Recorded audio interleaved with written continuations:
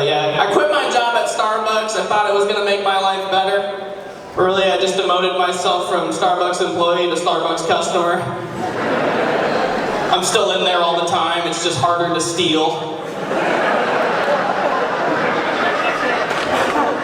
Harder, not impossible. I know the people that work there. I'm like, hook it up, dude, what the fuck? The customers are so annoying at a place like that. So entitled. They're the type of customer, you're like, how's your day going? They have the audacity to actually tell you how their day's going. And why would you do that to somebody? It's 6 in the morning, can you just order? They're like, I'm so glad you asked. Actually, I'm like, do you want whipped cream on this shit or what? Fucking receipt back. I had somebody tell me they're getting a divorce, and I'm like, I can see why. I've known you for 5 seconds and I already hate you. I can only imagine.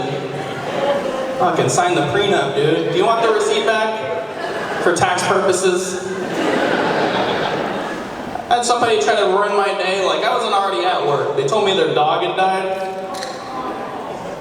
So I made him decaf instead. I'm like, fuck you, dude. Don't do that to me. I hooked him up though, I felt bad. I gave him an extra drink for free because I'm a good person. It was a puppuccino. I said, pour that shit out on the way out of here. For the homie that couldn't be here. We learn a lot of statistics when we work at a job like that. You know statistically how many people die each year from eating that kind of fast food? Not nearly enough. Trying to finish them off. Upgrade you to a large, you're welcome.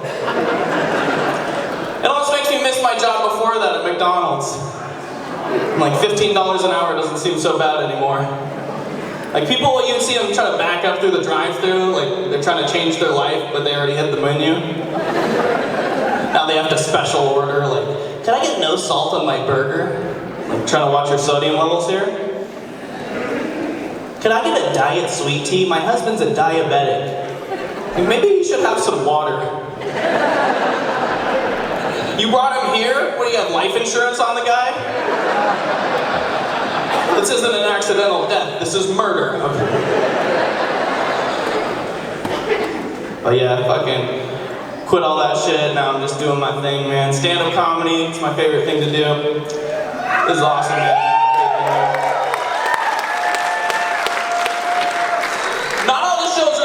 Believe it or not, some of them, it's disappointing to your parents. They're like, oh man.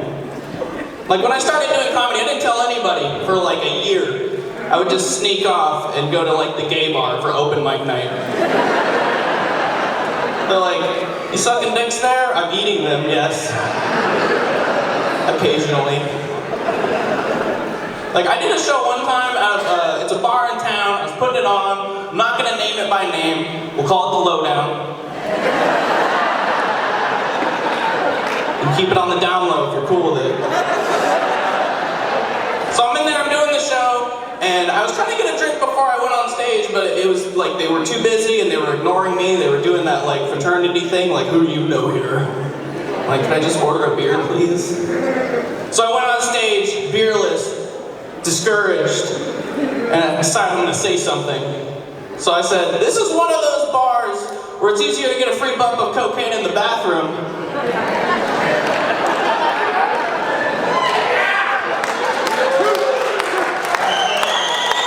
than it is to actually get served a beer at the bar. And as I said that, the owner came down from her cocaine perch,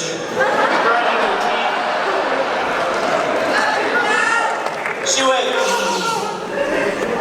and said the funniest joke all night. She went, nobody does cocaine at my bar.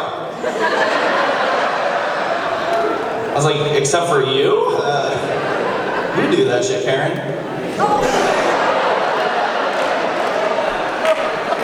She's not here. Past her bedtime. But I got paid at the end of the night, it all worked out, it was in cocaine, so. Cut out the middleman, where's it going anyway? But there's a lot, stand-up comedy is a lot of fun. you experience shit, like people, they do drugs and they drink and drive and all this whack shit. Like I was doing a show one time and I left with a new comic afterwards and we were getting to get some weed or something and he reached his across to get something out of the glove box, or I was like, is he gonna jerk me off right now? He wasn't, I just wanted to feel special. But he opens the glove box to get something to eat and there's a gun falls out and he goes, don't touch that. It's loaded and not registered. I was like, that seems fine, continue. We're just hanging out throughout the night, doing cocaine, all that good stuff. Finally, at the end of the night, we go back to his house and he wants to watch some more stand-up comedy.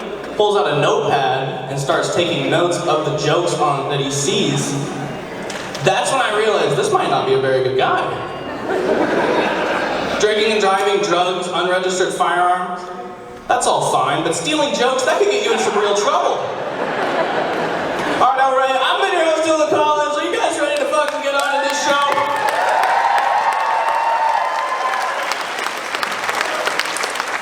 I can't wait to bring up your feature-act comedian of the night. He does comedy clubs all over California and the United States. He is the host of the Joke Me Up podcast and Secret Minorities. Please make it loud for